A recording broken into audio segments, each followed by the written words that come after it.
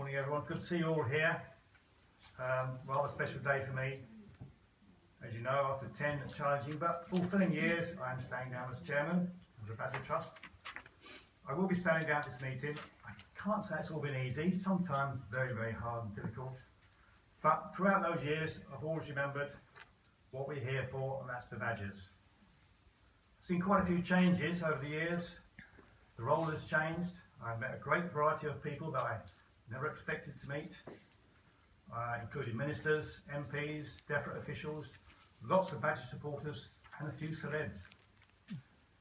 Just to give you a few statistics over the last 10 years. Since I've been in the post, I've worked with 3 CEOs, seen the name change from NFBG to Badger Trust, seen 5 different head offices, 9 ministers or Secretary of States who were in charge of the TV programme. The only one I never met was Owen Patterson, which was probably just as well. And most recent was Liz Truss, probably the least knowledgeable of all of them. And of course there were 10 AGMs and 10 conferences to address. I want to thank all the 40 odd or so trustees who worked with me during those years, including the current members, and thank them all for their individual contributions, and also to all the office staff that we had. There wasn't too many office staff throughout that time, but they're all very helpful and friendly. During my time in office, one name that has always been there is Pam Minot. Pam was secretary for many years and successfully organised our annual prize draw. Today, sadly, although not surprisingly, after either 15 or 20 years, we're not quite sure ourselves, years of service, Pam is taking a well-earned rest. We only learned this recently, and the trustees will miss her very much. Can we say a big thank you to Pam, wherever she is?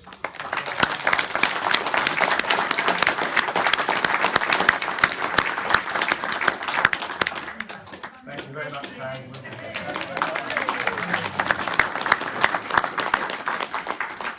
I am pleased, as Dominic referred to, that during my last 2 years, we managed to once again employ a full-time CEO.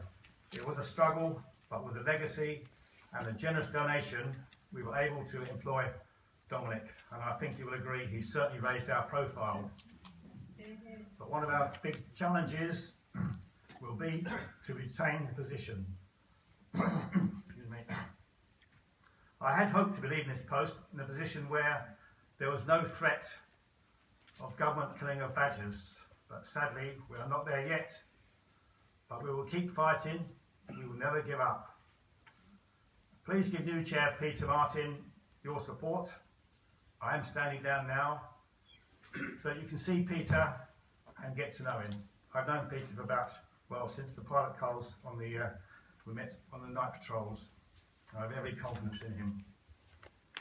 I shall continue as the trustee director of Badger Trust, assisting Peter during his settling in period, and hope to see many of you at the forthcoming conference in Essex. So don't forget to make your booking. So thanks to all the trustees, the supporters, and above all the Badger groups. Thank you very much.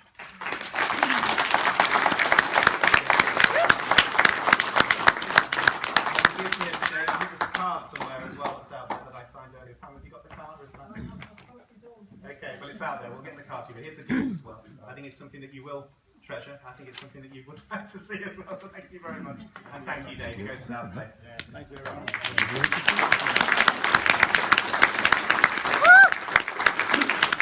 So as Dave has said, we've had to take some important decisions about succession for a new chair after a 10-year period. And basically over the last few months we've been thinking about what the best steps are. I'm very pleased to say that we found a candidate that we believe has all the skills, knowledge and capabilities to fill that post and to carry out that work very effectively. That's Peter Martin.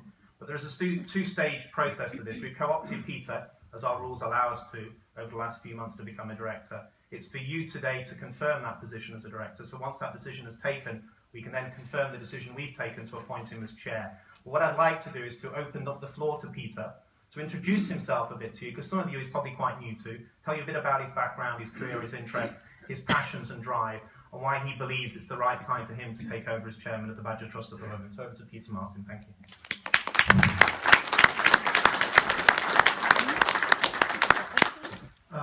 Good morning, and thank you for that. I've written myself a few notes here.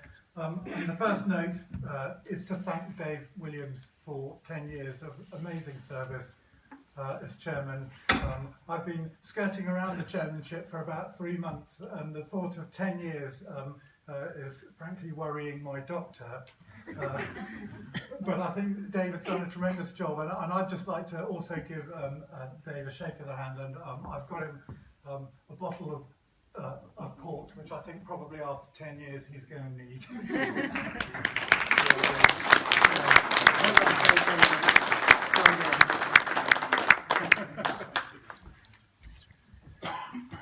Dave's just said I can't stand down now, partly because the doors are locked and he's going to rugby tackle me if I try and leave. Obviously, my name's Peter Martin. Quite a few of you will know me already. I came into the badger movement through Gloucestershire Against Badger Shooting. I'm a lifelong I've been interested in wildlife all my life, but I'm one of those people that always just took it for granted. I was never really involved in many things directly as part of an organisation, although I did about 15 years of scuba diving, and I was involved in the Whale and Dolphin Conservation Society. But wildlife is part of my life. I live in the countryside and I spend a lot of my time outside. Badger cull really shocked me. I found it absolutely appalling that our government could implement a policy that was so badly thought out, that was only pretending to be a disease control strategy. I've analysed the figures and the methodology of it, and it is, in my mind, certainly a badger eradication strategy, and it's something that I want to keep pressing forward with when in the new role with Dominic going forward to government. We have to stop this cull. So my background, going back many, many years, I started out, my father was in the army, and like most unimaginative 19-year-olds, I thought I'd follow in his footsteps, which wasn't a success. But I then started working in the City of London for a couple of years, and then I got into marketing, working for big and small companies. I set up a business on my own, and that's given me a lot of experience in how organisations should be run. I then, like a complete idiot, volunteered to go on my local town council, and then spent 12 years in local government. I was elected for 8 years to my local district council, where I was dragged into all sorts of things, like being on the audit committee. So I've got a lot of experience at looking at organisations and their structure and how they should be run, what they need to achieve, looking at targets for the future. And I suppose that's really my qualification for coming to be your chairman, is I'm very, very keen that we build on what's been done already. We've appointed a professional CEO, and that's been a very good move on the part of the Badger Trust. But we now need to move the trust on a bit further, and we need to professionalise the executive functions a bit more, so that the trust, which has gained a very good reputation now as a result of the badger cull and the work that Dominic's done, our reputation probably exceeds the functioning of the trust behind closed doors. But that's okay. There's an awful lot of talent within the trust. We just need to channel it properly so that we make sure that we achieve behind the scenes what we appear to achieve in public. So that's basically what I intend to do in my first year. But in parallel with that, we've got an enormous amount of other work to do. We do have to get this cull stopped. We need to, if it starts again, if the election goes the wrong way, a number of people I recognise in the room, which is great because I see them in the daylight now rather than in the dark, we will have to go back and fight the cull on the ground, but we will also fight it in the corridors of power. But I think probably the worst thing that we face is the ongoing situation with badger persecution. And it really is shocking. One of the things that made me join the Badger Trust rather than carry on with GABS, not that GABS is a bad organisation at all, is that our work was all concentrated within the cull zone, which is just 7% of Gloucestershire. And that doesn't include Devon, Worcestershire, Wiltshire, all of which are within 45 minutes of where I live. It doesn't include all the persecution that's going on throughout the whole country, and that really is our massive problem that we need to deal with. So there's that. And in order to stop this, we also have to produce a absolutely cast iron scientific basis to go to the farming industry and to the politicians to say, this isn't working, it's never going to work. And that's an enormous amount of work which has already started, and we'll see later on this afternoon some of the people who are involved in that.